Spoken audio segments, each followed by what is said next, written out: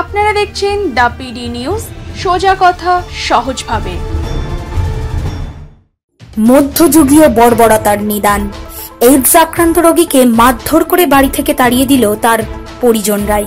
প্রশাসনে অভিযোগ জানিয়েও এখনো মেলেনি কোনো ফল।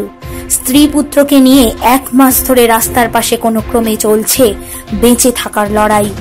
মিলছে না খাবার, মিলছে না সহানুভূতিটুকুও।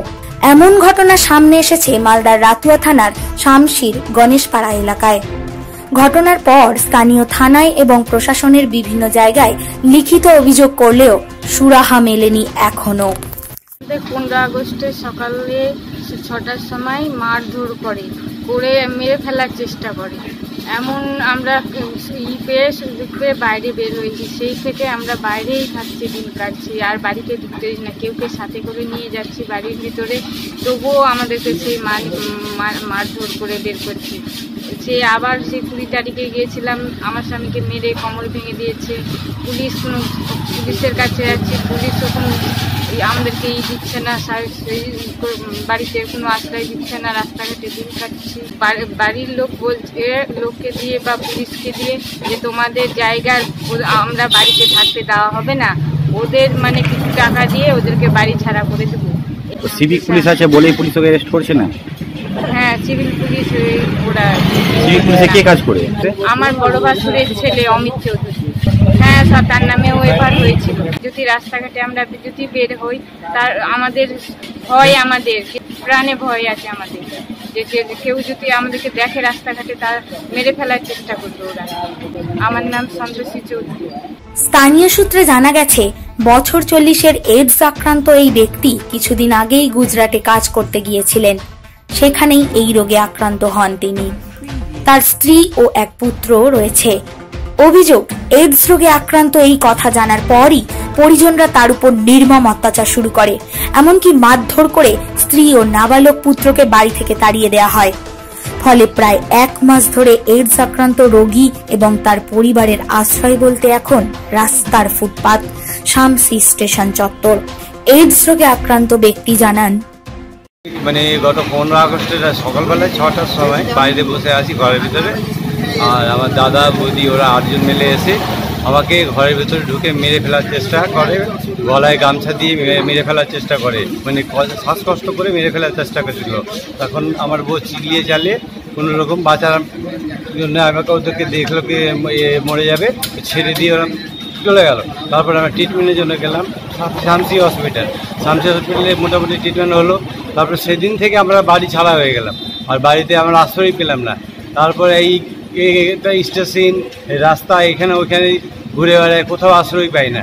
এইভাবে আমাদের জীবন কাটছে এখন। এই গত 1 মাস কয়েকদিন হয়ে গেল।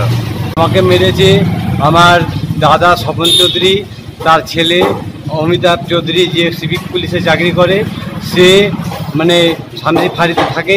তার জন্য পুলিশ প্রশাসন কেউ কাজে আমার আসছে না বা আমার কোনো খবর নিচ্ছে না।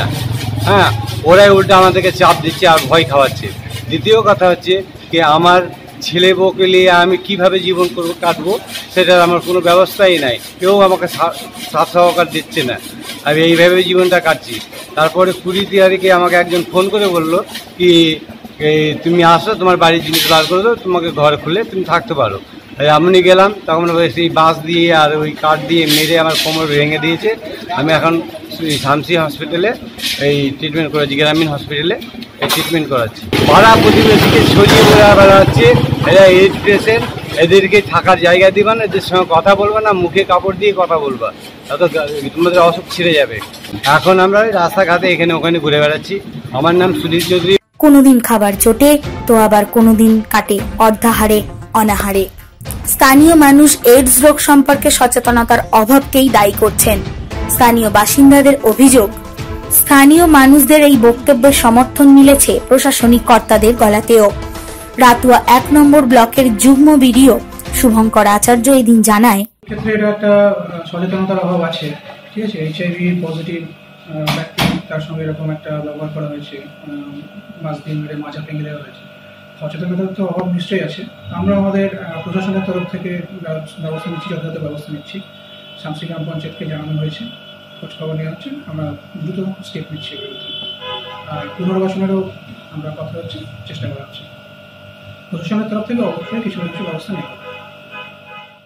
রাজ্য এবং কেন্দ্রীয় সরকারের উদ্যোগে ঘটে চলা তথাকথিত উন্নয়ন, সংস্কার আর লক্ষ লক্ষ টাকা খরচ করে সচেতনতামূলক প্রচারের পরেও একটা রোগ সম্পর্কে মানুষের এই কুসংস্কার, অজ্ঞতা নিঃসন্দেহে এই প্রদীপের নিচে থাকা অন্ধকারের মতোই ঘটনাকে তুলে ধরে। তবে আশায় দিন গুনছে এইডস আক্রান্ত রোগী ও তার পরিবার। কবে ফিরবে তাদের সবকিছু? কবে মিলবে তাদের মাথার ছাদটা? মালদা থেকে পরিতোষ সরকারের রিপোর্ট, দ্য পিডি নিউজ। খবর দেখতে সাবস্ক্রাইব করুন আমাদের YouTube channel the PD news. Update থাকার জন্য বেল আইকন প্রেস করুন। ফেসবুক পেজকে লাইক করে আমাদের সাথে থাকুন।